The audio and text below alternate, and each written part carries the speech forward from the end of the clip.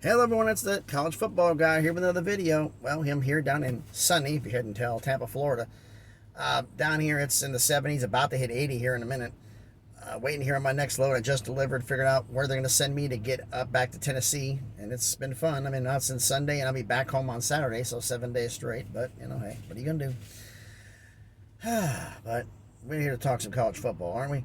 So, let's get everything out the way first. Everybody, please like, share, comment, subscribe. Everything helps the channel out, and I appreciate everything. Thank you. Now, let's get into it. 2 games are on tap.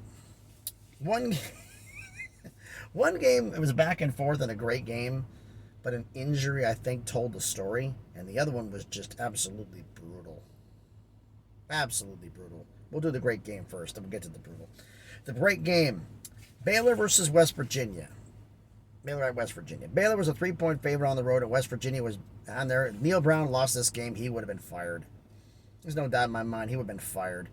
But what happened? Well, he battled back. They battled back, and 43-40, West Virginia wins. The story of this game was West Virginia's defense. The story of the game really was Blake Shapen, the Baylor quarterback, the backup quarterback who got taken out from a helmet-to-helmet hit in the third quarter. Because up until he got hurt in the third quarter, he was 14-22 for 326 yards, 2 touchdowns, no INTs, 84.5 QBR. Kyron Drones, who came in to back him up, didn't do too good. 7-14, 95 yards, 1 touchdown, 1 INT with a 47.1 QBR. The team ran for 35 combined carries for 169 yards and 2 touchdowns. Defense, no sacks and just 1 pick. It's just bad. I think the shape and injury might have rattled things a little bit. West Virginia, JT Daniels had an okay game. I mean, he was 24-37 for 283 yards, 1 touchdown, 1 INT, and 81.5 QBR. That's decent, not bad. Team rushing for 37 carries for 217 yards and 3 touchdowns. And of that, Tony Mathis Jr. had 22 carries for 163 yards and 2 of those touchdowns. He had a monster game. The team defense, West Virginia's defense, was the story in a sense. The injury and the defense was their injury: 2 sacks, 1 pick, but 3 fumble recoveries. If my stats I'm reading are correct, because I only caught highlights of the game. It's not reading correct. 3 fumble recoveries. That's impressive. Game went back and forth, and Casey Legg hit a 22-yard field goal with about 33 seconds left to win the game. Back and forth. Like I said, I've always wanted games to be cited on the field and not by the injury report, and I think if the Shapen would have been back in this game, this might have been a different story. But West Virginia got the win. Now, the ugly. Temple at UCF. UCF was a 23.5-point favorite. I thought, well, 20 points, they got to win. That'll be good. No. They won 70-13. A 57-point beatdown. Should we get into this box score? Okay. E.J. Warner, starting quarterback at Temple, 24 of 43, 234 yards, 1 touchdown, no INTs, and 86.7 QBR. Well, not bad. Team rushing had 27 carries for 59 yards, no touchdowns. And defensively, no picks, no fumble recoveries, 1 sack. That's it. That's a recipe for a loss, isn't it? Now we're getting to UCF. The story of this game, this was the John Ray's Plumlee show, folks. This is what this was. He's a senior. I think this may have been in a sense for some people who didn't know him, his coming out party. He had an absolutely monster game. I mean, how well were they clicking on all cylinders? First off, we're getting into when Rice Plumlee, when the game got big, blown out, they brought the backup quarterback in, which was a freshman, Thomas Castellanos, as a freshman. He went 6 for 6 for 60 yards with 100 QBR. That's how, even the backup was cooking. I mean, it wasn't touchdowns, but even that, I mean, really? But Rice Plumlee, we'll get one thing here.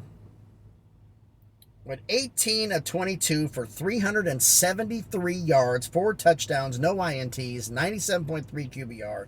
Their team rushing was 41 carries, 304 yards, 6 rushing touchdowns. And of those 6, of the offense and the rushing, Plumlee, the quarterback, had 7 carries for 37 yards and 3 of those touchdowns. So he accounted for 7 of the touchdowns of the 70. Defense didn't have any sacks, any INTs, any fumble recoveries. They didn't do anything on defense, but with an offense cooking like that, what do you need to? I mean, I call this the funny stat. Colton Boomer, the kicker for UCF, didn't make a field goal. Didn't have to. He just went 10 for 10 on extra points. This was just a complete domination in every single way it could be done. They just absolutely beat them. Defensively, they could have done more, but all things considered, not a bad performance, UCF. So hopefully people start paying more attention to Rise Plumlee, but we'll see what happens. Now we got to get into the 2 games that are happening today, folks. We're talking Navy at SMU. SMU opens as a 12.5-point favorite at home. And I do think SMU is going to cook and get a win, and they should cover this one. The other one, this is a recipe for the Temple UCF game all over again. And this is UTSA, Texas San Antonio, at FIU. FIU is bad, folks. How bad? I think UTSA right now is a 32.5-point favorite, and I think they're going to cover it and get more. Unless FIU has their best game of the year, they're not going to cover this. They're not going to break the spread up. They're not going to. It's going to be bad. So Texas San Antonio should win a blowout, and so should SMU. But then again, crazier things have happened. I said before, I'd like games being decided on the field, not by the injury report.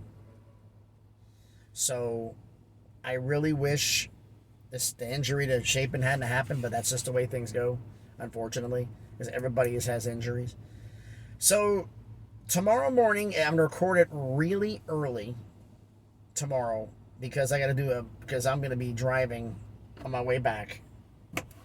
I'm not going to have time to stop and do one in the middle, so I'm going to do my video really early in the morning. So expect it 6:30, and I might be posting this, recording it and posting it 5 in the.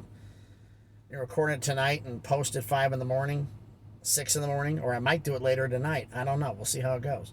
Do a prediction video for Saturday's games, as well as the scores from the Friday games.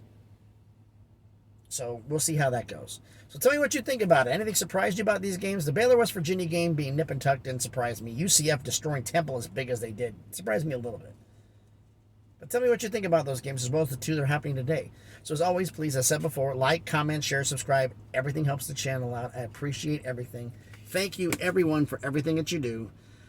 It's like I don't think I'm going here because they're getting ready to kick me out of this yard, but hey, I'm still waiting to find out what I'm doing next. So thanks everybody for watching this video.